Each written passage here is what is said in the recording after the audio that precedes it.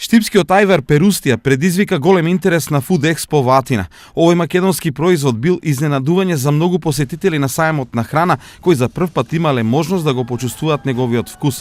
Од палетата на Перустија, посетителите на сајмот имале можност да пробаат 5 вкусови: благ, лут и екстра лут црвен ајвар, зелен и жолт ајвар. Ајварот Перустија, кој се произведува во фабриката Ларс во Штип, се извезува во повеќе од 20 земји ширум светот.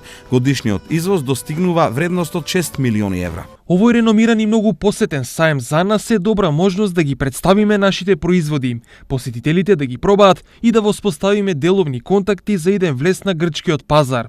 Акцентот во представувањето го ставаме на нашите премиум производи, како што се ајварите, природните сокови, салцата, джемовите без шекер од брендот Перустија. Велат од Ларс.